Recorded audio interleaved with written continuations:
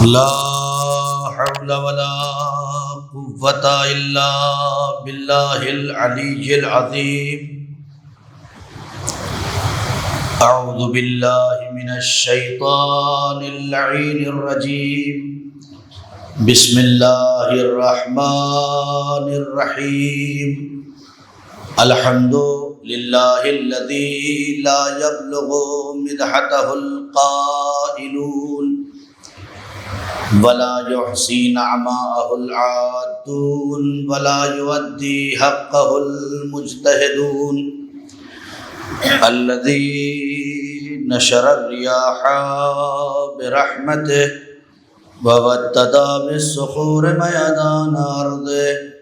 ثم الصلاة والسلام وتحية والإكرام على النبي المكي المدني القرشي الهاشمي المطلبي الرسول المسدد والمصطفى الأمجد.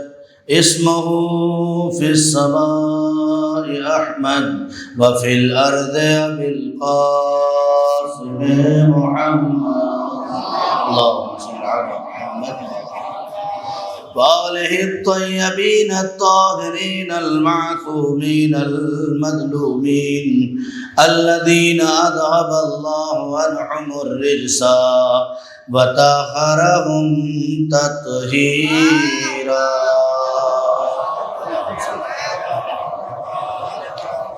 أما بعد فقد قال الله تبارك وتعالى في القرآن المجيد والفرقان الحميد وقوله الحق.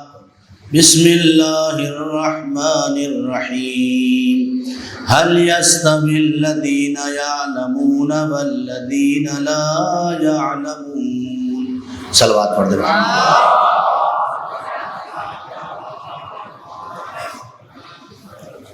معزز سامعین کرام و بزرگان قوم ملت، وعزاداران سید الشہداء، ماہ محرم گویا یوں کہوں کہ عشرہ دھیرے دھیرے اختتام کی منزلوں تک بڑھ رہا ہے، اور ہمیں یہ احساس کرنا چاہیے کہ ہم نے اپنا سب کچھ چھوڑ کر 10 دن حسین کے نام پر وقف کر دیا ہے. اور جب 10 دن ہم اپنا سب کچھ چھوڑ کر حسین کے نام پر وقف کر دیں تو کہیں ایسا نہ ہو کہ ہمارا یہ 10 دن گھاٹے کا سودا ہو. بہت دھیرے دھیرے اور بہت ہی اطمینان سے اور پورے ذمہ داری اور یقین کے ساتھ یہ جملے کہہ رہا ہوں. کوئی یہ نہ سوچے کہ یہ کیسی بات ہے کہ ہم اپنا 10 دن امام حسین کے نام پہ وقف بھی کریں اور گھاٹے کا سودا ہو سکتا ہے. بالکل ہو سکتا ہے، اس لیے کہ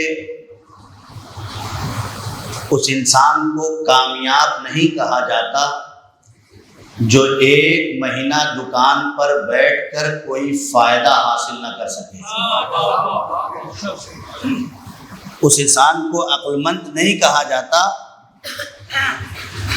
جو 1 مہینہ کسی بھی سسٹم میں اپنا وقت لگا کر اس سے فائدہ حاصل نہ کر سکے. تو اسی چیز کو اس پہ بھی آپ وزن کریں کہ کہیں ایسا نہ ہو کہ 10 دن جو ہم حسین کے نام پہ وقف کر رہے ہیں اس میں ہمیں گھاٹا نہ ہو رہا ہو. مولانا گھاٹا کا مطلب کیا ہے؟ گھاٹا کا مطلب یہ ہے کہ یہ مجلسیں صرف ثواب لینے کے لیے نہیں آئی تھی کہ آپ اپنے گھر سے نکلیں اور آئیں اور بچھا ہوا فرش آپ کو مل جائے اور پنکھے کی ہوا چلتی رہے اور ہم آئیں اور آنے کے بعد یہاں سے چلے جائیں۔ خدا کی قسم حسین مظلوم نے یہ اتنا بڑا تحفہ ہمیں عنایت فرمایا ہے۔ سلام کرو علی کی اس بیٹی کو جس نے فرش عزا بچھا کے ہمیں اس لائق بنا دیا ہے کہ ہم یہاں بیٹھنے کے قابل ہو گئے۔ لیکن میرے نوجوانوں، گفتگو کا آغاز یہیں سے کرتا ہوں کہ کوشش کرو، فائدے کا سودا تب ہے کہ جب انسان 10 دنوں میں اپنے آپ کو کم سے کم اتنا بدل دے کہ جیسے کل تھا ویسا اب نہیں ہے۔ کم سے کم، یہ میری بات نہیں ہے، مولانا عمار کا جملہ نہیں ہے کہ پنجتنی کے ممبر سے بیٹھ کے جو چاہے وہ بول رہے ہیں، نہیں، ایسا نہیں ہے۔ مولا کائنات حضرت غالب کل غالب علی ابن ابی طالب علیہ السلام ارشاد فرماتے ہیں کہ مومن اور ہمارا چاہنے والا وہ ہو ہی نہیں سکتا جس کا کل اور آج ایک جیسا ہو، جس کا کل اور آج ایک جیسا ہو۔ دوسری حدیث مولا کی، مولا فرماتے ہیں کہ افسوس ہے، صد افسوس ہے ایسے شخص کے اوپر کہ جس کی اکائیاں اس کی دہائیوں پر غلبہ کر لے۔ محسوس کریں اس چیز کو۔ مولا نے فرمایا افسوس ہے ایسے شخص کے اوپر کہ جس کی اکائیاں اس کی دہائیوں پر سبقت کر جائے۔ ہمارے جیسے اس زمانے میں بھی تھے، پوچھا مولا یہ اکائیاں اور دہائیوں کا چکر کیا ہے؟ کیا تم نے قرآن نہیں پڑھا؟ اگر ایک گناہ کرو گے تو بس ایک گناہ لکھا جاتا ہے، لیکن اگر ایک اچھا کام کر دیا تو کم سے کم 10 گناہ لکھا جاتا ہے۔ مولا فرماتے ہیں بچو اس دن سے کہ تمہارے گناہ اتنی کثرت سے ہو جائیں کہ جو تمہاری دہائیوں کے اوپر بھی غلبہ کر جائیں۔ یعنی کہیں ایسا نہ ہو کہ تم کسی کو خیرات کرنے کے بعد، کسی کی زکوٰۃ کرنے کے بعد، کسی بیوہ کی مدد کرنے کے بعد، کسی بہت سارے امور انجام دینے کے بعد فخر کرنے لگو کہ میں نے تو یہ کر دیا، میں نے تو یہ کر دیا، میں نے تو یہ کر دیا۔ معصوم کے دربار میں بھی ایک شخص آیا، آنے کے بعد یہی جملے کہہ رہا تھا کہ مولا میں نے یہ کر دیا، مولا میں نے یہ کر دیا، مولا میں نے یہ کر دیا۔ مولا نے کہا پہلے شکر ادا کر، پہلے شکر ادا کر کہ خدا نے یہ توفیق تجھے دی۔ پہلے یہ شکر ادا کر کہ خدا نے یہ توفیق تجھے دی، اور اس کے بعد اپنے آپ کو بچا کے رکھ، اس لیے کہ کتنے بھی زیادہ باغ لگ جائیں، اگر ایک ماچس کی تیلی لگا دیا جائے تو سب ختم ہو سکتا ہے۔ صلوات پڑھ دے محمد و آل محمد۔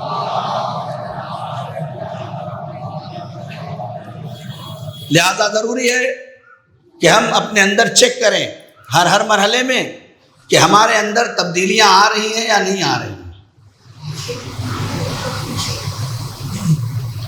اسی چیز کا نام ہے کربلا، اسی چیز کا نام۔ مدینے سے لے کر آپ کربلا تک دیکھ لیجئے، امام حسین نے ذہن و فکر و وجود، تفکر، تعقل سب کو چینج کیا ہے۔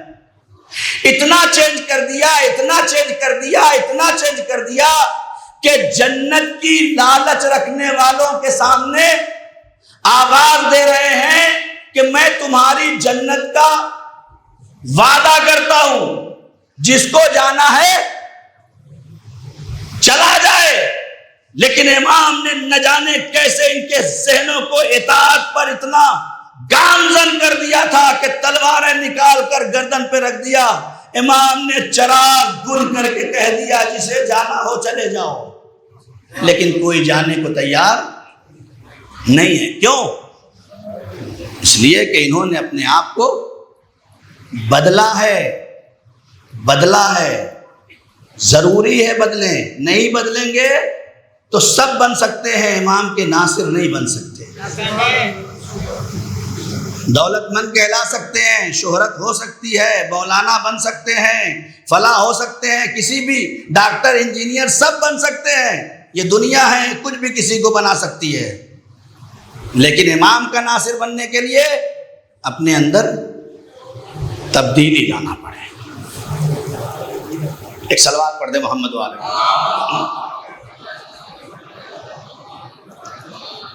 آج پوری کائنات یہ تبدیلی کب آئے گی؟ جب انسان کے پاس علم آ جائے گا، ایجوکیشن آئے گی۔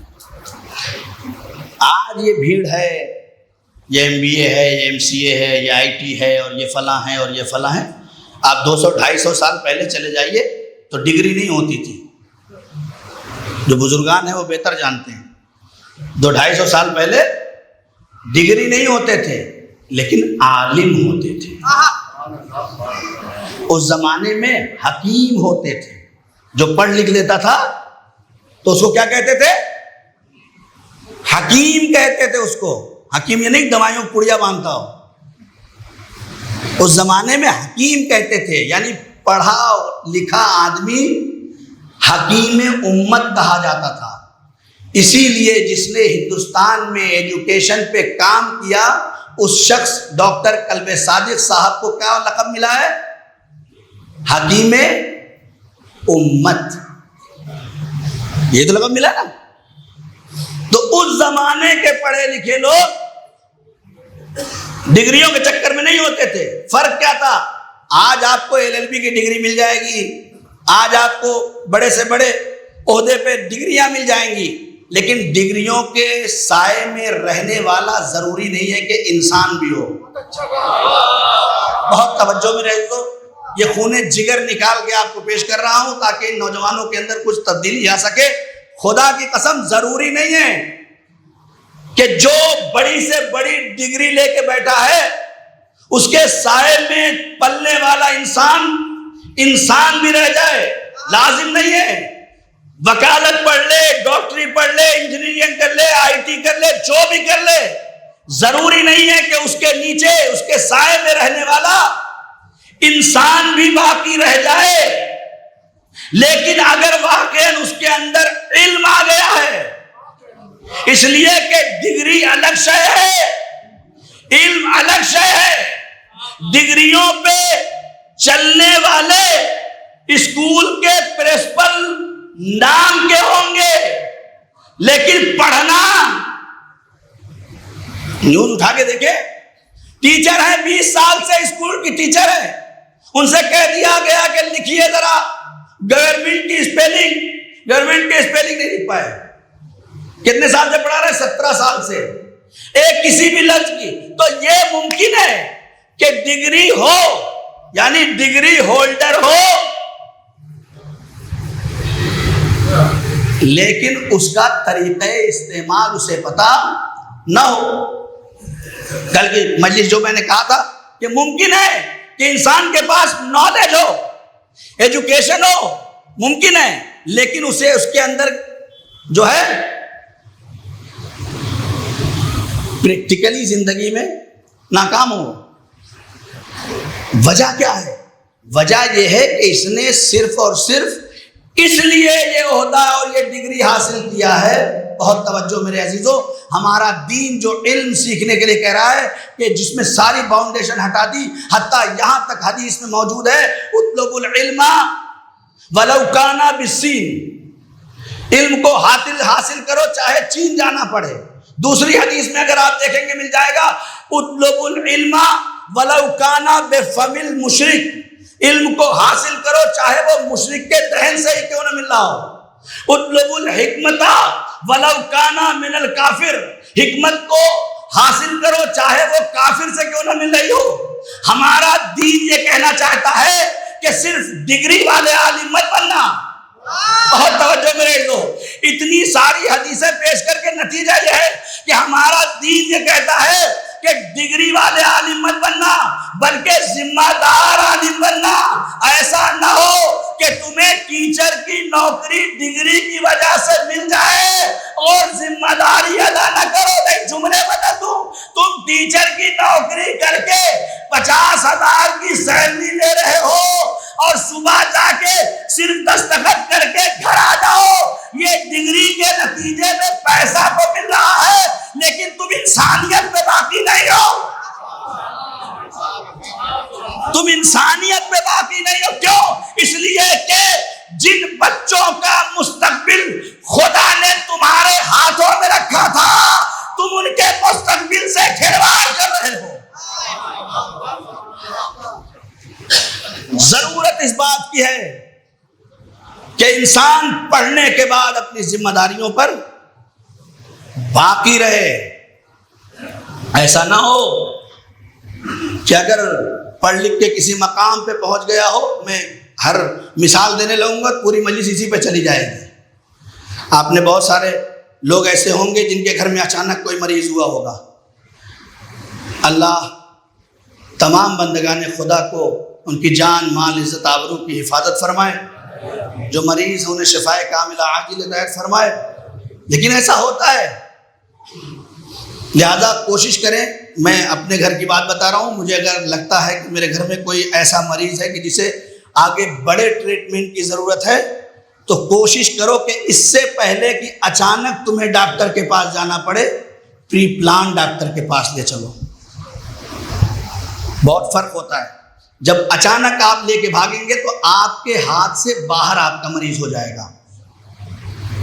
آپ کا مریض آپ کے ہاتھ سے باہر ہو جائے گا. آپ لے جائیں گے, کہیں گے آئی سی یو میں ڈالو, آئی سی یو میں ڈالو, کہیں گے ان کا خون چینج کرنا ہے, خون چینج کرو, کہیں گے اتنا پیسہ لگے گا. یعنی آپ کے ہاتھ سے باہر ہے. لیکن آپ کو ایسا لگتا ہے کہ میرے گھر میں کسی کی کڈنی میں پرابلم ہے تو آپ ابھی سے اس کے بارے میں تلاش کرو, جستجو کرو, جتنا کم سے کم خرچ ہو سکتا ہے. اس لیے کہ آج کے اس دور میں انسان دواؤں کے نام پہ زہر کھا رہا ہے. اس سے زیادہ اور کچھ نہیں کہہ سکتا میں. جتنی لوٹ مار ہماری ان حکومتوں میں اس وقت انسانیت کے ساتھ ہو رہی ہے, لیگل طور پہ کر رہے ہیں. ان لیگل جو ہو رہا ہو چھوڑو, لیگل طور پہ ہو رہی ہے. میرے والد صاحب ایک دوا کھاتے تھے, اس دوا کی قیمت 70 روپے میں دے کے آتا تھا. 70 روپے کی ایک ٹیبلٹ. جب اسے ایک بار نہیں ملی وہاں, میں آ گیا اپنے وطن, اور میرے ایک دوست تھے بنارس میں ایم آر, ان کو میں نے بھیجا کہ بھائی یہ دوا یہاں پورے علاقے میں نہیں مل رہی ہے, آپ اسے مجھے تلاش کر کے دے دیں. آپ یقین نہیں کر سکتے ہیں, جب میں نے ان کو بھیجا تو انہوں نے ان سے پوچھا کہ قیمت کتنی ہے, کہا 17 روپے ایک ٹیبلٹ.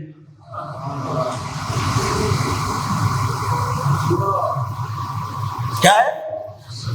17 روپے کی ٹیبلٹ ہے. یعنی ایک ایم آر سے خرید رہے ہیں تو 17 روپے کی ہے نا, اور ایک میڈیکل سے خرید رہے ہیں تو 70 روپے کی. وہ بھی اگر 10% کا چھوٹ دے دیا تو اس کا احسان ہماری نسلوں پر ہے. یہاں تک لایا ہوں جان بوجھ کے. آپ بھی سوچ رہے ہیں مولانا کیا کر رہے ہیں. جملہ کہہ دوں, یہ جو انڈے اور دودھ دروازوں پہ نظر کے نام پہ گرے پڑے رہتے ہیں, اس کی حفاظت کر کے ان عزاداروں کے علاج پہ خرچ کرو.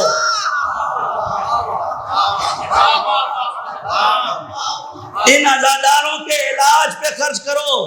میں عزاداری میں کمی کرنے کی بات نہیں کرتا, لیکن عزاداری میں اسراف کرنا بھی صحیح نہیں ہے. مولا حسین اسراف پسند نہیں کرتے.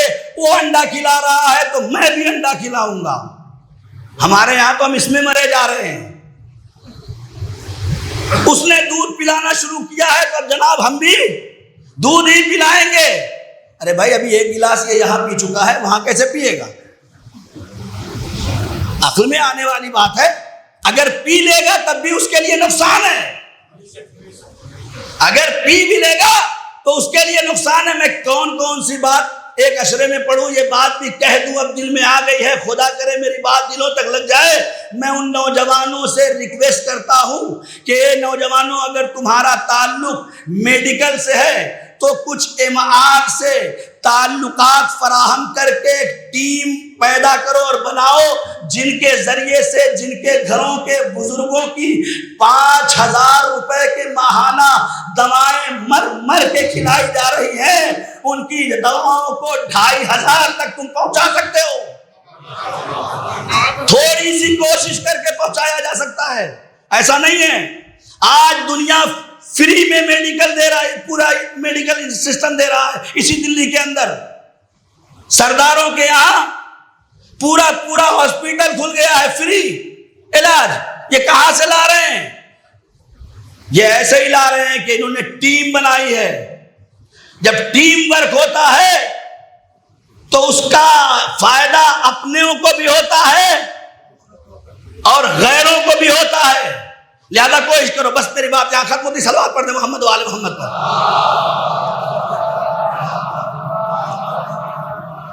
ضرورت ہے، بہرحال یہ باتیں تھی جو بیچ میں آ گئی۔ علم انسان کی زندگی بھی ہے اور علم ہی انسان کے لیے روشنی بھی ہے۔ اگر علم نہیں ہے تو چھپکلی سے بھی ڈر جائے گا، کاکروچ سے بھی ڈر جائے گا، اور اگر علم ہے تو جنگل کے شیر کو سرکس کا تماشا بنا دے گا۔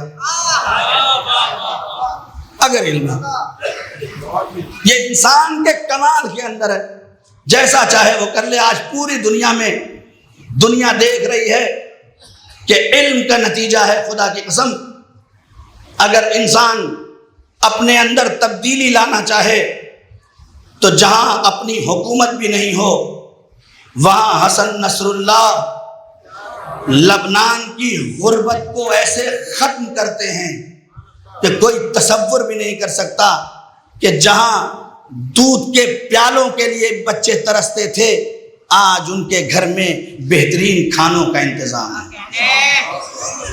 دوسری مثال دوں، میں خود ایران جب پہلی بار گیا تھا تو ایران کے اندر انڈین اور پاکستانی ڈاکٹرز ہوتے تھے، خود ایرانی کوئی ڈاکٹر نہیں تھا۔ آج سے 50 سال پہلے، کتنے 40-44 سال تو ابھی انقلابی کو ہوا ہے۔ صلوات پڑھے محمد و آل محمد۔ یہ 40-44 سال کے بعد 50 سال پہلے آپ چلے جائیے، کوئی ڈاکٹر انڈین اور پاکستانی کے علاوہ ایرانی ڈاکٹر ہوتے ہی نہیں تھے ہی نہیں۔ جو بھی ڈاکٹر تھے وہ کون تھے؟ یا انڈین تھے یا پاکستانی تھے، ایک دو کہیں دوسرے ممالک کے ہوں تو ہوں، چونکہ یہ لوگ سستے ملتے تھے، آسانی سے آ جاتے تھے، دوسرے ممالک کے نہیں ہو، زیادہ تر یہی ہوتے تھے۔ آج نتیجہ یہ ہے، کتنے سال ہوا؟ صرف 50 سال۔ آج نتیجہ یہ ہے کہ ایک بھی نہ انڈین ڈاکٹر ہے نہ پاکستانی ڈاکٹر ہے، ایک بھی نہیں ہے۔ پورے ایران میں جہاں ہر جگہ تھے وہاں ایک بھی نہیں ہے۔ خالی یہی نہیں، یہ تو چھوٹی بات ہے، اس سے آگے کی سنیے۔ اس وقت ایران کے اندر 5 ایسے میڈیکل یونیورسٹیز ہیں کہ جہاں پوری دنیا کے بچے آ کے میڈیکل سیکھ رہے ہیں، MBBS کر رہے ہیں وہاں پہ۔ ہمارے کشمیر، ہمارے یو پی، ساری جگہوں سے بچے جا رہے ہیں۔ الحمدللہ آپ کی دعا سے یہ بھی کوشش جاری ہے کہ نبا فاؤنڈیشن کی طرف سے جو ہمارا ادارہ ہے، ایک ایگریمنٹ ان سے کیا جائے تاکہ ہندوستانی بچوں اور بچیوں کی MBBS کی جو فیس ہے اتنی زبردست کہ جو ہمارے لکھنؤ میں ایرا میڈیکل کالج کی اس وقت 1,20,00,000 روپے فیس ہے ایک MBBS کرنے کے۔ آپ بھی سوچتے ہوں گے نا کہ یہ ڈاکٹر کیا لے جاتے ہیں تو کیوں کھانا شروع کر دیتے ہیں، وینٹیلیٹر پہ لٹا کے مردے کو بھی زندہ کیے رہتے ہیں، کیوں؟ جو 1,20,00,000 دے کے پڑھے گا تو وہ تو پہلے اپنا 1,20,00,000 نکالے گا نا بھائی۔ میں 5 لاکھ دے کے متولی بنوں گا تو میرے پاس فری میں 5 لاکھ تھوڑی آئے ہیں۔ نہیں، سیدھی سی بات ہے، 2 تو 4 والی ہے بھائی۔ یہ تو اگر میرے جیب میں ایکسٹرا اتنا پیسہ تو ہے نہیں، میرے بھی بچے ہیں، میری بھی بچی ہے، میں بھی انہیں پڑھاؤں گا، لکھاؤں گا، اچھے سسٹم میں رہوں گا، لیکن میں اگر کہیں پیسے دے رہا ہوں اور میں کہوں کہ بھائی مجھے یہ کام کروا دو، میں 5 لاکھ دیتا ہوں، میں جب اس سیٹ پہ بیٹھوں گا تو کیا کروں گا؟ یہ تو فطری انسان کا تقاضا ہے۔ بہت کم ایسے دل والے ہیں جو اس نیت سے 5 لاکھ دیتے ہیں کہ میرا نام بھی نہ آنے پائے، ورنہ کہیں نہ کہیں سے مفاد ہوتا ہے، کہیں نہ کہیں سے۔ یا بس میرا سوا حسین میرا کوئی بھی امیر نہیں۔ یا دیکھ مجلسوں کا رنگ بالکل کل سے بدل گیا ہے، اور بہرحال علم ضروری ہے، میں ادھر جانا بھی نہیں چاہتا۔ اب جو ہے یہ نوجوانوں کے لیے مجھے لگتا ہے کہ ان ساری مجلسوں سے، میری نظر میں، بہرحال آپ کی نظر میں مجلس کیا ہے مجھے نہیں پتا، میری نظر میں یہی مجلس ہے۔ ان میں سے اگر ایک بچہ بھی اپنی قوم کی فلاح و بہبودی کے لیے 10 سال کے بعد بھی کرے نہیں، صرف سوچ لے، تو مجلس کا حق ادا ہے، ادا ہے مجلس کا حق۔ صرف سوچ لے۔ کرنے والے دوسرے لوگ ہوتے ہیں، سوچنے والے دوسرے لوگ ہوتے ہیں۔ کب سوچا گیا تھا کہ عزا خانہ بنے گا اور کب بنا؟ لہذا سوچنے والی ایک پیڑھی ہوتی ہے جو فاؤنڈیشن سسٹم دے کے جاتی ہے آگے، جتنی ترقی کرنا ہے کرتے چلے جائیں۔ ایک بلند ترین صلوات پڑھ دے محمد وآل محمد۔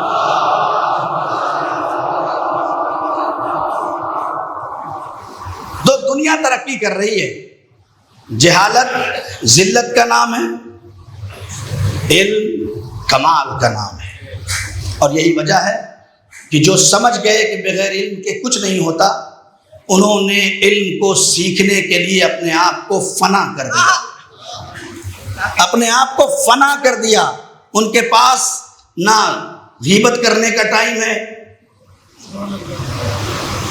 نہ کسی کا پیر کھینچنے کا ٹائم ہے، نہ کسی کو ذلیل کرنے کا ٹائم ہے، نہ کسی کی عزت اتارنے کا ٹائم ہے، نہ کسی سے کلسنے کا ٹائم ہے۔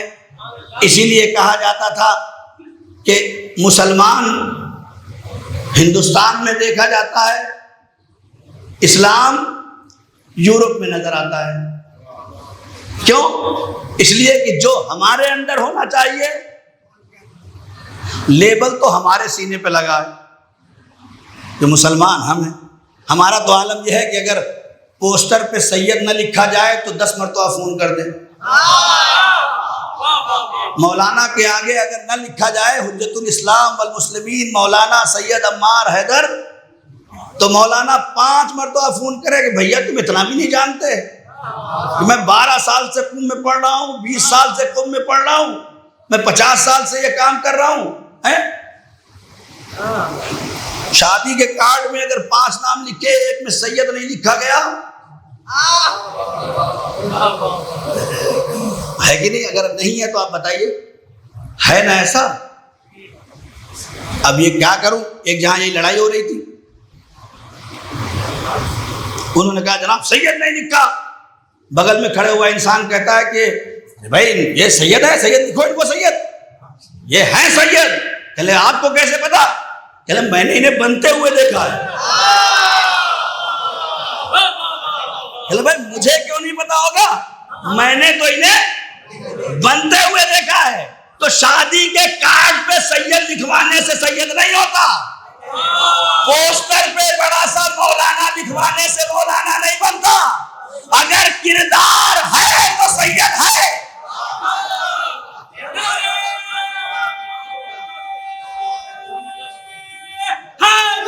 یا زندہ باد، زندہ باد، زندہ باد۔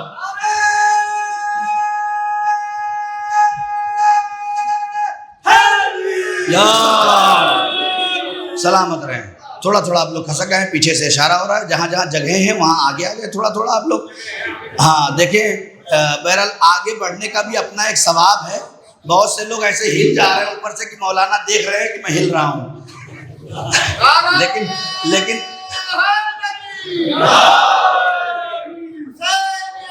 زندہ باد۔ ایک صلوات پڑھ دیں عظمت آل محمد۔ لبیک یا حسین، لبیک یا زہرا، لبیک یا زہرا، لبیک یا زہرا، لبیک یا زہرا۔ نعرے حیدری، یا جزاک اللہ۔ تو نام کا لیول لگانے سے کوئی نہ مسلمان بنتا ہے، نہ شیعہ بنتا ہے، نہ سید بنتا ہے۔ اگر آپ کو اپنے آپ کو مسلمان ثابت کر کے دکھانا ہے تو آپ کو کہنا نہ پڑے کہ میں مسلم ہوں، بلکہ آپ کے گزرنے پہ دوسرا کہے کہ یہ مسلمان ہے۔ ایسا نہ ہو کہ وہ شرم سے کہے کہ مجھے آپ کو بتاتے ہوئے شرم آتی ہے کہ یہ مسلمان بھی ہے اور شراب خانے میں نظر آتا ہے۔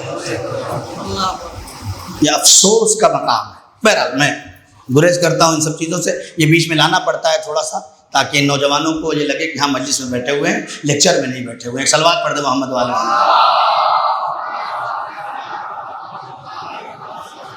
بس جلدی جلدی بات کو منزل تک پہنچا دوں۔ اب کیا کریں کہ ان نوجوانوں میں انقلاب آئے اور علم کو، چونکہ ہمارے یہاں علم کا قانون یہ ہے کہ علم نافع، ایسا علم ہو جو فائدہ پہنچانے والا ہو،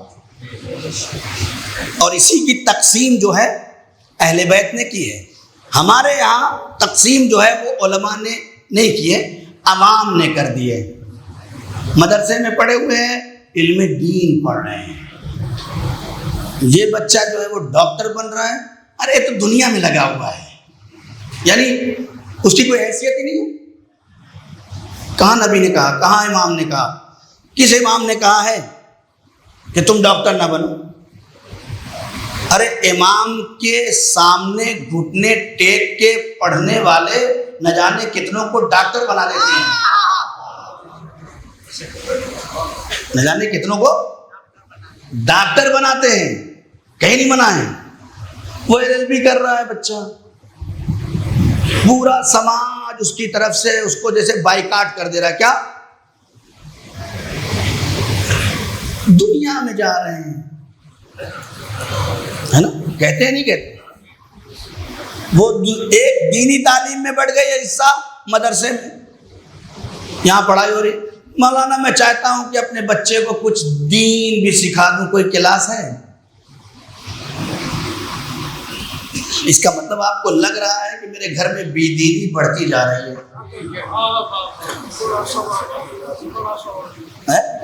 اس کا مطلب آپ کو احساس ہو گیا۔ تو یہ کیوں آئی؟ یہ اس لیے آئی کہ اگر آپ اپنے بچے کے سامنے نماز پڑھتے تو آپ کا بچہ نماز پڑھتا، آپ اپنے بچے کے سامنے روزہ رکھتے تو آپ کا بچہ بھی روزہ رکھتا۔ اب دینی کلاس ڈھونڈ رہے ہیں، ہے نا؟ تو ہم نے تقسیم کر دی ایک دین اور ایک دنیا۔ آئیے امام سے پوچھتے ہیں کہ مولا کیا دین کو دو حصوں میں تقسیم کر دیا جائے؟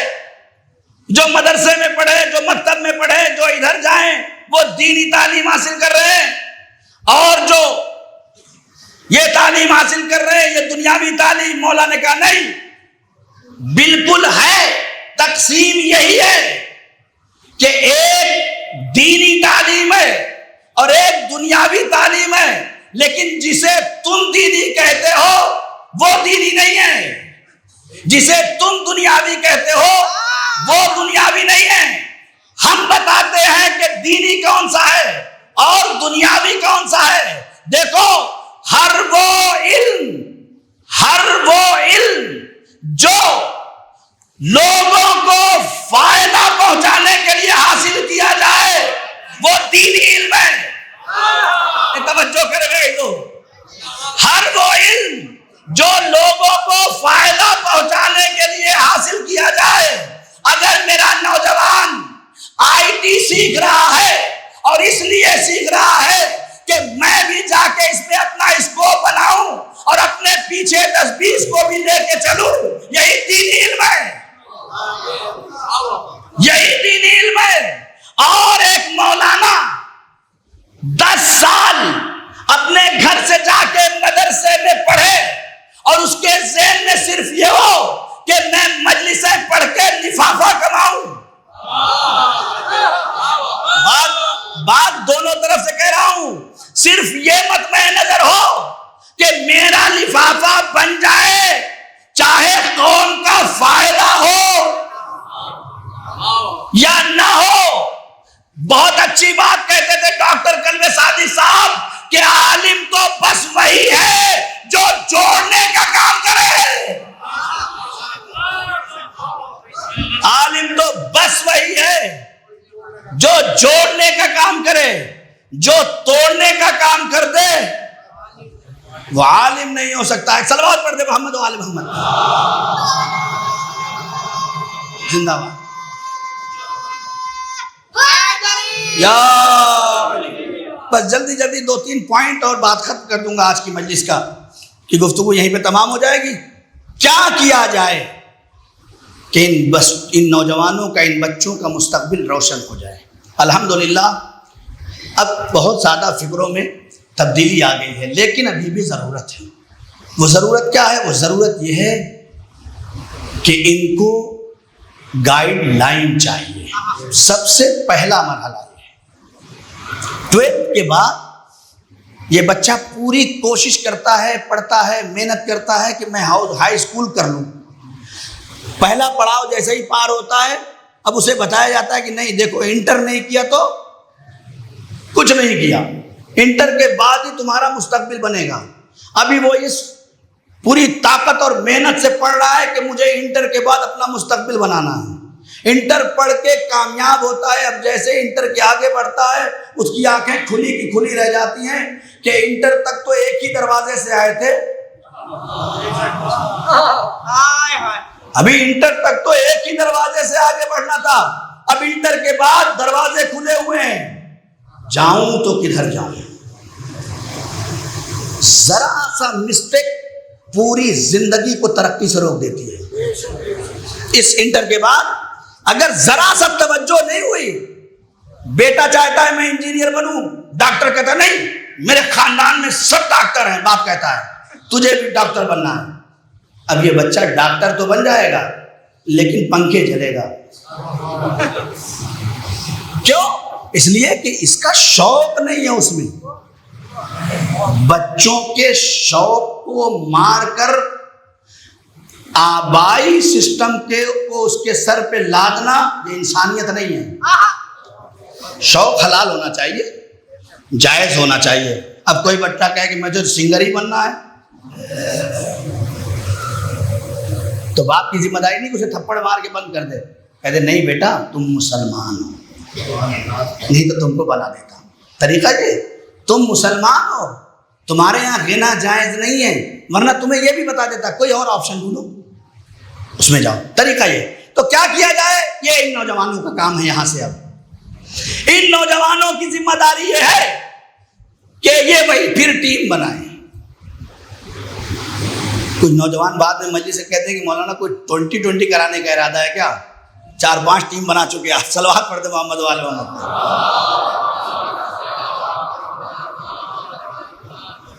ٹھیک ہے نا؟ ہاں, ضروری نہیں کہ 5 ٹیم بنائیں, ایک ہی ٹیم کافی ہے سب کے لیے. کیا کرنا ہے؟ 2 کام کرنا ہے. بہت جلدی بات ختم کر. 2 کام. جیسے میں آتا ہوں نا تو آپ میری تعظیم کے لیے کھڑے ہوتے ہیں یا کم سے کم ہاتھ بڑھا کے ہاتھ ملاتے نہیں ملاتے؟ ملاتے ہیں. بہت اچھی بات ہے. عالم کا احترام حدیث میں, قرآن میں سب جگہ موجود ہے, کریے, اچھی بات ہے. لیکن جو آپ کے علاقے میں جس نے اپنے پورے شہر میں ٹاپ کیا ہے نا, تھوڑا سا اپنے ظرف کو بڑھائیے. جس بچے نے ابھی پورے شہر میں ٹاپ کیا ہے نا, جب وہ آپ کے پاس بڑھے تو آپ بھی ایک قدم بڑھا لیجیے. دیکھیے اس کے اندر کیا تبدیلی آتی ہے. یہ اس کے لیے تراشے ہوئے ہیرے کا کام کرے گا. جیسے ہیرے میں کچھ چیزیں اگر رہ جاتی ہیں نا تو اسے تراش کے اور خوبصورت بنا دیا جاتا ہے. یہ آپ کا کام ہے, معاشرے کا کام ہے, یہ کام کریں. دوسرا کام یہ ہے کہ ان بچوں کو, جیسے مولانا بلاتے ہیں, مجلس کرتے ہیں ماشاءاللہ سے, ضروری نہیں کہ اتنی بڑی تعداد میں لوگ آئیں. جو بچے پڑھنے والے ہیں ان عزاخانوں کا صحیح استعمال ہونا چاہیے. 10 دن مجلس ہوگی, دروازہ تالا بند ہو گیا, ایسا نہیں ہے. پھر فاتحہ ہوگا تو کھلے گی, مجلس ہوگی تو کھلے گا, نہیں, ایسا نہیں ہے. کوشش کریں کہ اسے بھرپور استعمال میں لائیں. 1 کروڑ کی ملکیت لگی ہے, اس سے بھی زیادہ. آسان نہیں ہے. 1.25 کروڑ 1.5 کروڑ روپے لگا کے اگر ان نوجوانوں کے اندر اس کے ذریعے سے کوئی تبدیلی نہ آئے تو عمارت کس کام کی؟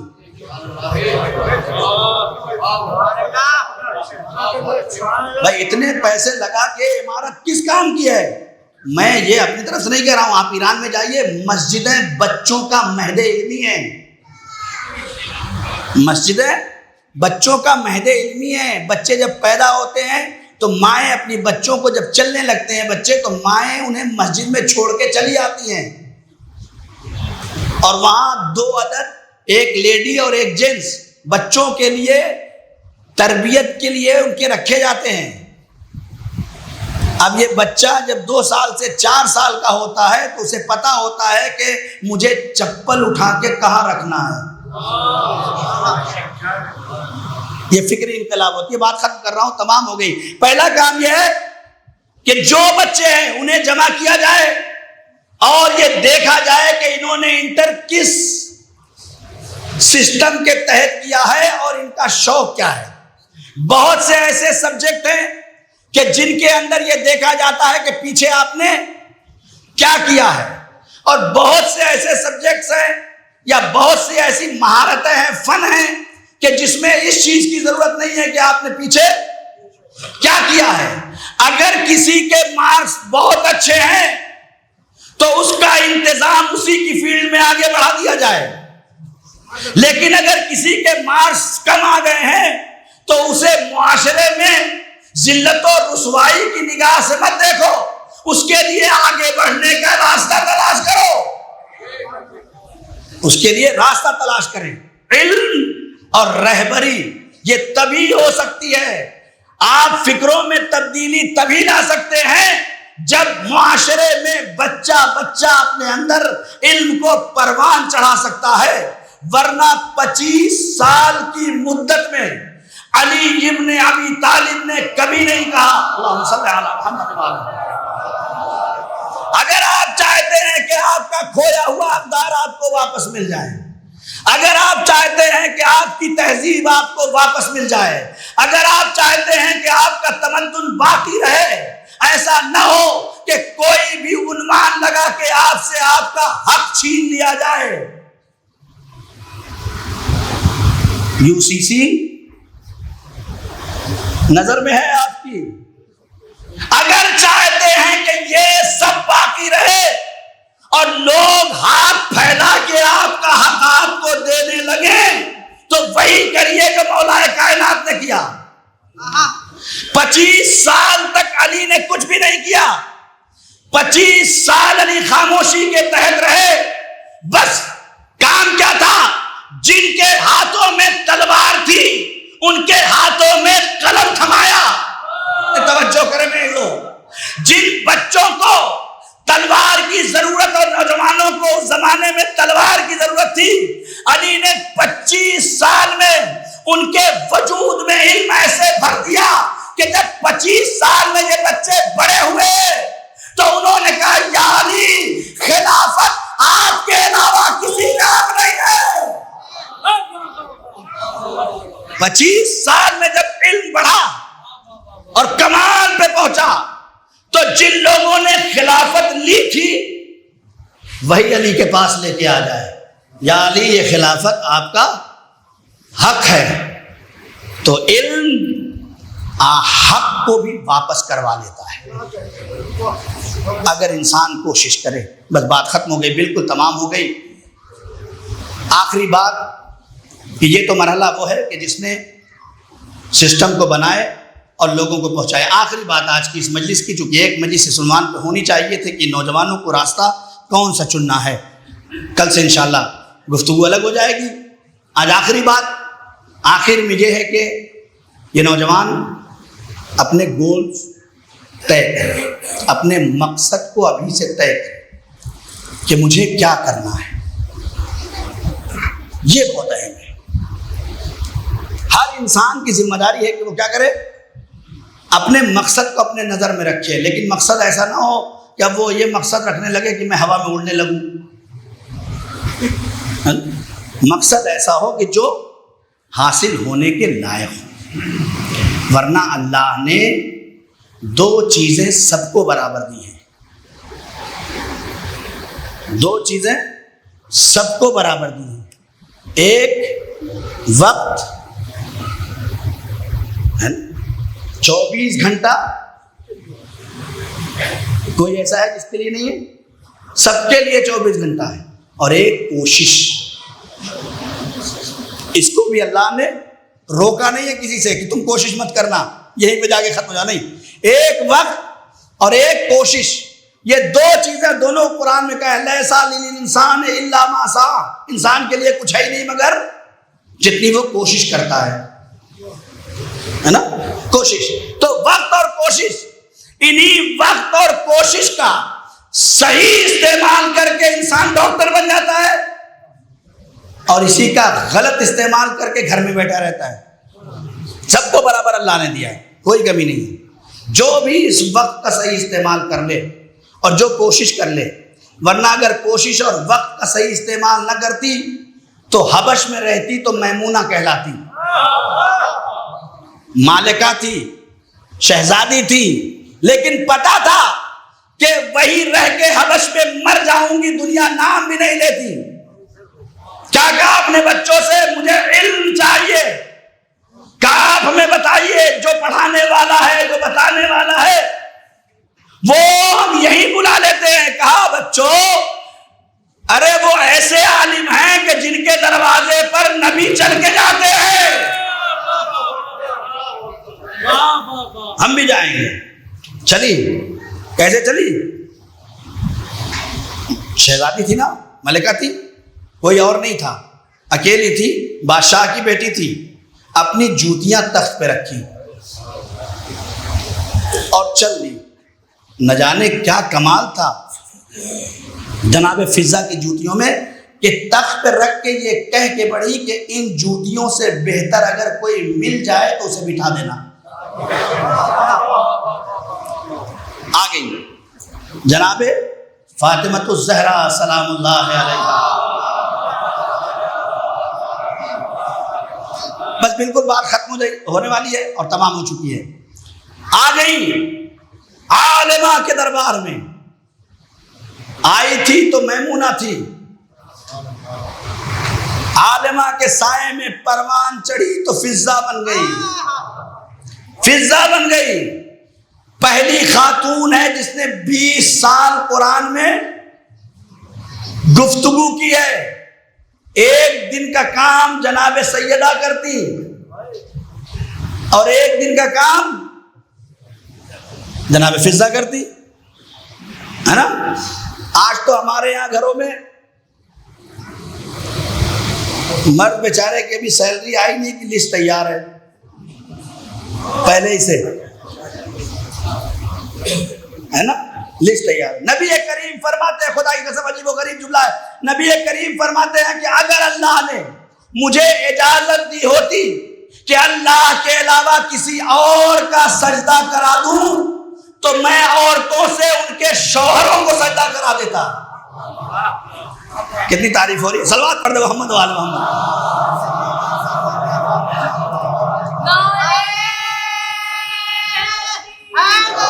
یا علی، کتنی اچھی بات. کبھی تم کسی کی بات کرو، علی کا ذکر کرو، صرف علی کی بات کرو. میری لحد میں اندھیرا یہ غیر ممکن ہے، جہاں علی ہو وہاں روشنی کی بات. سبحان اللہ. فرشتوں کیسے جواب و سوال تربت میں، اب آ گئے ہو تو بیٹھو علی کی بات کرو. نعرہ حیدری. یا بس بات ختم ہو رہی ہے ایک دم. کہ نبی فرماتے ہیں کہ اگر مجھے اجازت ہوتی کہ میں کسی کو سجدہ کروا دوں تو عورتوں سے، زوجہ سے ان کے شوہر کو سجدہ کرواتا. الرجال، مرد سینہ چوڑ کے کیا کہتا ہے؟ الرجال قوامون علی النساء. مرد عورت پہ کیا ہے؟ غلبہ رکھتا ہے. کہتے نہیں کہتے؟ لڑائی اسی کی ہوتی ہے گھروں میں کہ اللہ نے ہمیں حکومت دی ہے گھر کی. اللہ نے اس لیے حکومت دی ہے کہ جو طاقتور ہوتا ہے کمزور اس کی پناہ میں دیا جاتا ہے. جو طاقتور ہوتا ہے کمزور اس کی پناہ میں دیا جاتا ہے. کیوں؟ تاکہ یہ باہر کے خطروں سے محفوظ رہے. بہت توجہ میرے عزیزو. اس لیے آپ کی پناہ میں دیا ہے خاتون کو کہ باہر کے خطروں سے کوئی آنکھ میں اتنی مجال نہ ہو کہ اس صنف نسواں اور کمزور صنف رکھنے والی کی طرف کوئی آنکھ اٹھا کے دیکھ سکے. قوامون علی النساء کا مطلب یہ ہے کہ دنیا کے ظلم و جور و بربریت سے اللہ جس کو بچا کر تمہاری پناہ میں دیتا ہے اسے زوجہ کہا جاتا ہے. بات بدل دوں تھوڑا سا ادھر سے کہ جسے دنیا کے ظلم سے بچا کے آپ کی پناہ میں دیا جا رہا ہو، اگر وہیں سے ظلم ہونے لگے تو پھر کیا ہوگا؟ پھر نتیجہ فرق نہیں کرتا آپ کی ولایت پہ. بس بات ختم ہو رہی ہے. یہ ساری باتیں جو ہیں اگر کہیں پائی جاتی ہیں کہ مرد عورت کی عزت نہیں کرتا، عورت، لیکن لڑائی جھگڑا بات چیت گفتگو ہر گھر میں ہو جاتی ہے، لیکن اس کا مطلب یہ نہیں ہے کہ وہ اس کو توہین کی نگاہ سے دیکھنے لگے اور یہ اس کو توہین کی نگاہ سے دیکھنے لگے. دونوں میں فرق ہے. ٹھیک ہے؟ تو میں ہونا ایک الگ سی بات ہے، ہونا چاہیے، اور ایک نہیں ہوگا تو روز مرہ کی زندگی میں جو ہے محبت بڑھتی نہیں. اگر ایک جیسی زندگی گزر جائے، بہرحال بہت زیادہ تفصیل ہو جائے گی. ایک صلوات پڑھ دے محمد و آل محمد. بس ایک اور میسج اور بات ختم کر رہا ہوں. میں نے کل کی مجلس میں یہ کہا تھا کہ میری مائیں اور بہنیں اور میرے جو بزرگ ہیں، جو والد ہیں، وہ اپنی بچیوں کی تربیت ایسے کریں کہ اگر وہ اپنے گھر سے جب جائے دوسرے کے گھر تو انہیں یہ احساس نہ ہو کہ ہم کس گھر میں آ گئے ہیں، بلکہ جب آپ کسی مریض کو کسی ڈاکٹر کے پاس آپریشن کرانے لے جاتے ہیں تو پہلے اسے ذہنی طور پر آمادہ کرتے ہیں. کرتے نہیں کرتے؟ اسی طرح سے اپنی بچیوں کا ذہنی طور پہ آمادہ کرنا ضروری ہے. خاص طور سے میں یہ جملہ کہہ رہا ہوں، جان بوجھ کے کہہ رہا ہوں کہ کوشش کرو اپنی بچیوں کی شادی کرتے وقت یہ کہہ کے بھیجو کہ اگر محبت سے واپس آئی تو دروازہ کھلا ہے. یہ ذہنوں میں ڈال کے ڈالو. یہ آواز میرے کانوں سے کئی بار ٹکرائی ہے کہ مولانا میں نے اپنی بچی کی شادی کی تو یہ کہہ کے بھیج دیا کہ اگر محبت سے واپس آئی تو ہر وقت دروازہ کھلا ہے، لیکن اگر لڑائی کر کے آئی تو میرا دروازہ تمہارے لیے کھلا نہیں ہے. لیکن الٹا ہو رہا ہے. الٹا یہ ہو رہا ہے کہ جناب شوہر گھر سے ابھی گیا نہیں، جی امی آج یہ ہو گیا. یہ مشکل ہمارے سماج میں بڑھتی جا رہی ہے. غلطی ماں اور باپ کر رہے ہیں، نتیجہ بچے بھگت رہے ہیں. ان بچوں کا کیا قصور ہے؟ انہیں تو اللہ نے ایک وقت دیا تھا، ایک زندگی گزارنے کا موقع دیا تھا. اگر کوئی بات ہو بھی گئی، میرے اپنے گھر کی میں اپنی بات بتا دوں تاکہ نوجوان یہ نہ کہیں کہ مولانا آپ دوسروں پہ بہت زیادہ پڑھتے ہیں. میری شادی ہوئی، میرے گھر میں میرے بڑے بھائی کی بھی شادی ہوئی، دونوں بہو، ہم دو بھائی ایک خون ہیں، لیکن وہ دو عورتیں ایک خون تو نہیں ہے نا. دونوں کا مزاج الگ ہے, دونوں کا ماحول الگ ہے, دونوں کا سسٹم الگ ہے نا. میں نے اپنی زوجہ کو پہلے ہی شب میں یہ بات کہی کہ دیکھو یاد رکھنا, اگر گلاس کسی سے بھی ٹوٹ جائے تو ٹوٹنے کے بعد جو شیشہ گرے اس شیشہ کو اٹھانے کے بجائے میرے کان میں آ کے یہ مت کہنا کہ یہ شیشہ کے گلاس فلاں نے توڑ دیا. بہت توجہ, یہ بہت نزاکت کی گفتگو ہے. خدا کی قسم اگر ہم پہلے ہی دن اپنے گھر میں اپنے بہو سے یہ بات کہہ دیں کہ گھر کے اندر کوئی چیز خراب ہو تو میرے کان میں آ کے کہنے کی ضرورت نہیں ہے. میں نے جو کہا وہ سن لو. میں نے کہا کہ اگر تم ویسے ہی گلاس لا کے رکھنے کی صلاحیت رکھتی ہو تو لا کے رکھ دو, ورنہ شیشہ اٹھا کے پھینک دو. اگر یہ کیفیت اپنے گھروں میں پیدا کر لو تو اختلاف ختم ہو جائے گا, بالکل ختم ہو جائے گا. اور آخری بات ختم ہو گئی. ایک رسم کر لو اپنے گھروں میں, رسم بنا لو اس کو کہ جیسے ہم چاہتے ہیں نا کہ میری بیٹی کسی کے گھر جائے تو بالکل بیٹی کی طرح رہے. کون ماں باپ نہیں چاہتا, کون ماں باپ نہیں چاہتا کہ میری بیٹی کسی کے گھر بھی جائے تو بالکل بیٹی کی طرح رہے. یہی سوچ کسی کی بیٹی کو لاتے ہوئے بھی رکھو. دیکھو ماحول میں چینجنگ آتی ہے کہ نہیں. یہی سوچ اپنے گھر میں بیٹی لاتے ہوئے بھی رکھو کہ ساس آنے والے کو بہو نہ سمجھے, وہ سمجھے کہ میں نے ایک بیٹی دی ہے اور ایک بیٹی لائی ہوں. سسر بہو کو بہو نہ سمجھے, بیٹی سمجھے. بیٹی سمجھنا خالی کہنے سے بیٹی نہیں ہوتی. ہاں یہ بھی ایک غلط فہمی ہے کہ میں تو بیٹی کہوں, مولانا میں تو اپنی ساری بہوؤں کو بیٹی کہتا ہوں. یہ بھی ایک ہمارے یہاں میں کہتا ہوں بھائی اچھی بات ہے, بہت اچھی, سب کو کہنا چاہیے. اس لیے کہ جتنی محبت بیٹی کہنے میں ملتی ہے نا اتنی محبت لڑکی کو بہو کہنے میں نہیں ملتی. دل جیت لیتے ہیں آپ اسے کہہ کے بیٹی. جیسے ہی وہ آپ کے گھر میں آتی ہے اور آپ کی زبان سے اگر نکل گیا کہ بیٹی, تو وہ یہ بھول جاتی ہے کہ میں کہیں اور تھی اور کہیں آ گئی ہوں.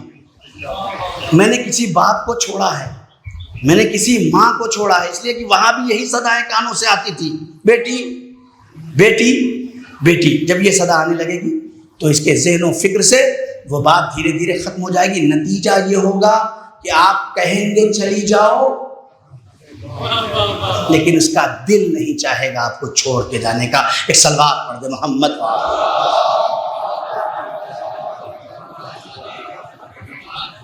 اور یہ میں ساری باتیں جو کہہ رہا ہوں یہ اہل بیت کے گھرانے کے اصول ہیں.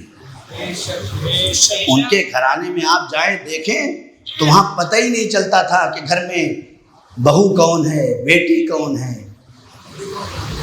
بھتیجا کون ہے, چچا کون ہے. یعنی چچا اور باپ بھتیجا ایسے رہتے تھے کہ لگتا تھا جیسے ایک بیٹا ہے جو اپنے باپ کے سامنے کھڑا. ایک بہن ایک بھائی کے سامنے ایسے کھڑی ہوتی تھی, کزن ہے لیکن ایسے کھڑے ہوتے تھے احترام کے ساتھ کہ جیسے لگتا تھا یہ سگے بھائی ہیں. جناب عباس اور جناب زینب ایک باپ سے ہیں لیکن ماں ایک تو نہیں ہے نا. لیکن تاریخ نے مثال لکھ دی, ایسے بھائی اور ایسی بہن. جناب صغرا اور جناب علی اکبر سگے بھائی بہن. آج تو رشتوں کو پامال کر دیا گیا. اس سے کھل کے جملہ نہیں کہہ سکتا میں. جو زمانہ آ گیا ہے نامعقول افراد نے رشتوں کے پاس اور لحاظ نہیں رکھا ہے۔ اگر کربلا سے محبت ہے تو دیکھو بھائی اور بہن کی ایسی محبت ہے کہ جب قافلہ چلنے لگا اور صغرا کا نام نہیں آیا، اے بابا صغرا کو اپنے ساتھ لے کے چلیے، اے بابا اگر ہماری میں جگہ نہیں ہے تو مجھے فرسا کی سواری نہیں۔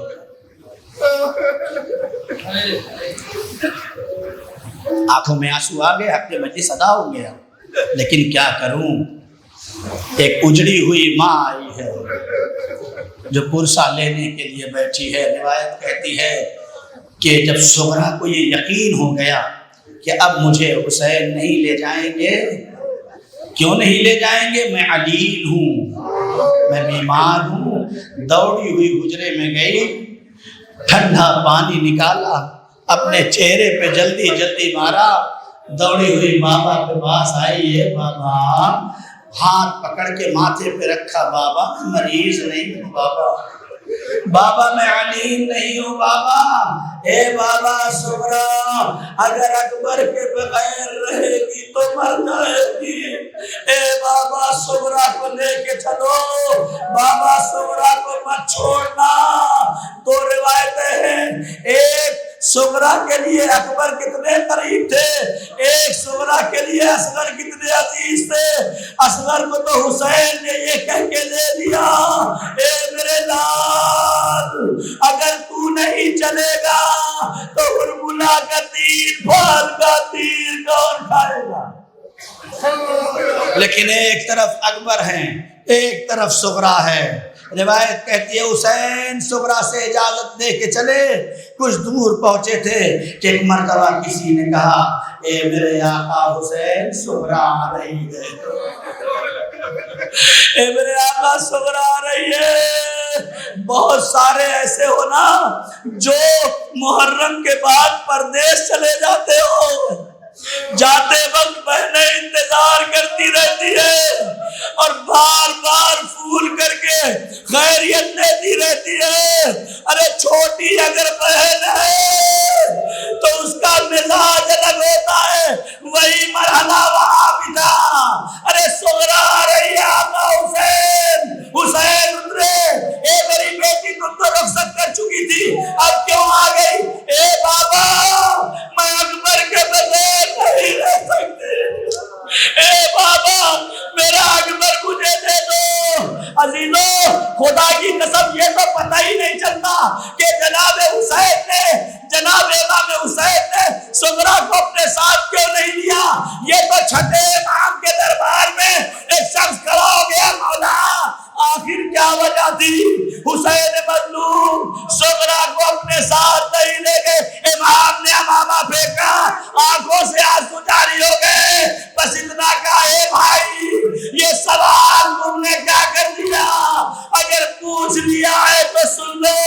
ارے میری جد ماجدہ صغرا، میری ماں فاطمہ زہرا کی شبیہ تھی، حسین کو گوارا نہیں تھا کہ میری شہادت کے بعد کربلا سے کوفے سے شام میری ماں کی شبیہ جائے۔ بہت روئیں گے، ایام اذا کے آخری ایام چل رہے ہیں، مجلس اور مال مجلس آنسو ہے، حسین کی ماں رومال لیے آئی ہے، اے میرے حسین کی ماں، اے شہزادی ادا خانہ پنجتنی میں بیٹھے حسین کے ادادار تیرے حسین کے نام کا پرسہ دینے بیٹھے، بی بی علی اکبر کا پرسہ قبول کر لو۔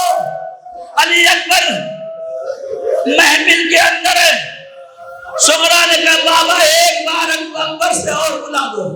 حسین نے اکبر کو زمین پہ اتارا، صغرا قریب آئی، میرے بھیا کچھ نہیں چاہیے، یہ تھوڑی سی مٹی لائی ہوں۔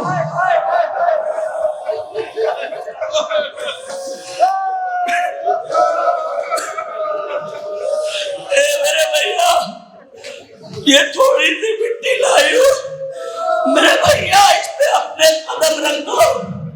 میرے بھیا خیریت لینے کا کوئی راستہ نہیں ہے، میرے بھیا یہی تیرے نقش قدم دیکھ کے صغرا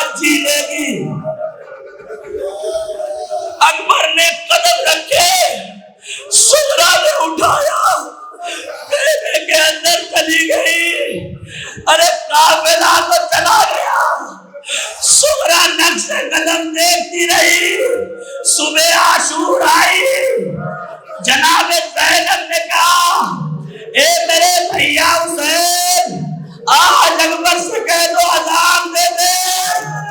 اکبر گلدستہ اذان میں پہنچے، اللہ اکبر اللہ اکبر، آواز خیمے میں نہیں آئی۔ زینب نے کلثوم نے فضا کو بلایا، اے بی بی جاؤ میرے حسین سے کہہ دو، میرے بھیا حسین سے کہہ دے کہ اکبر اتنی دیر اذان دے کہ خیمے میں پھوپھی سن سکے۔ حسین اٹھے، اکبر کے قریب آئے، میرے لال مجھے پتا ہے تو کتنا پیاسا ہے، تیرے گلے میں کانٹے پڑ چکے ہیں میرے لال، تیرے اندر اتنی صلاحیت نہیں ہے کہ تو اذان دے سکے، لیکن تیرے لال آواز کو بڑھا دے، تیری پھوپھی تیری آخری اذان میرے کلیجے میں طاقت نہیں، مسائل نہیں پڑھ پا رہا ہوں، خدا کی قسم میں مسائل نہیں پڑھ پا رہا ہوں، لیکن دو چار جملے سن لو۔ امام حسین نے کہا زینب جاؤ امر اکبر سے کہہ دو اکبر ذرا آواز بڑھا دو تاکہ میری بہن خیمے میں سن سکے۔ ارے جوان تھا نا، تڑپ گیا، بہن کی نام سنا، اے میرے بابا آپ کی بہن کو خیمے میں سنے، میری بہن سنا، اے بابا میری بہن کا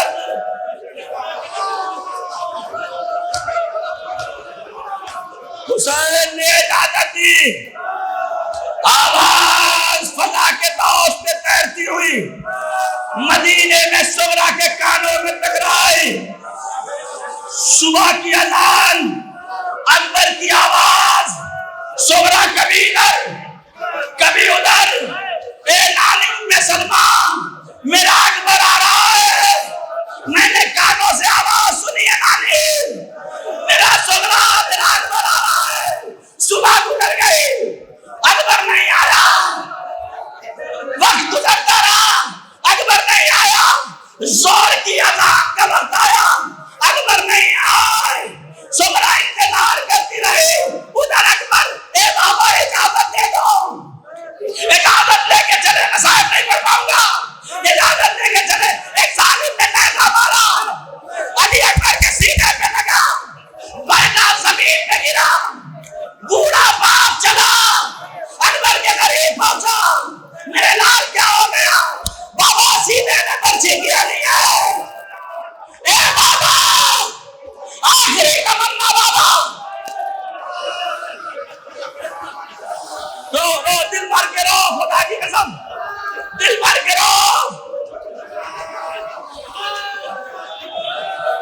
امام کے سامنے ابو بصیر بیٹھے، امام مسائل پڑھ رہے، اے ابو بصیر روتا کیوں نہیں ہے؟ کہا مولا رو تو رہا ہوں، کہا ابو بصیر ایسے نہیں، جب مسائل پڑھا جائے تو ایسے رویا کرو جیسے بوڑھی ماں اپنے جوان بیٹے کا ماتم کرے۔ بالکل ختم مسائل، چند میں مسائل پہ سنیں۔ حسین قریب بیٹھے، حسین قریب بیٹھے، آواز دیتے میرے لال ابراہیم مجھے دیکھ رہے ہیں، اسماعیل تمہیں دیکھ رہے ہیں۔ اکبر کہتے ہیں بابا نیزے کی علی ہے بابا، بہت تکلیف ہو رہی ہے، خدا نہ کرے کہ بوڑھا باپ زندہ رہ جائے اور جوان بیٹے کے سینے میں برچی کی علی ٹوٹ جائے۔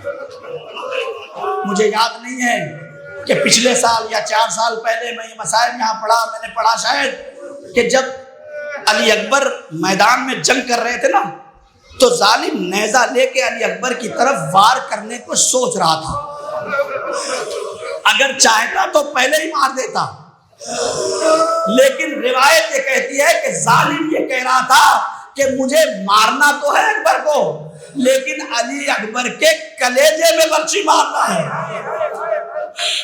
مختار نے پوچھا کہ ایسا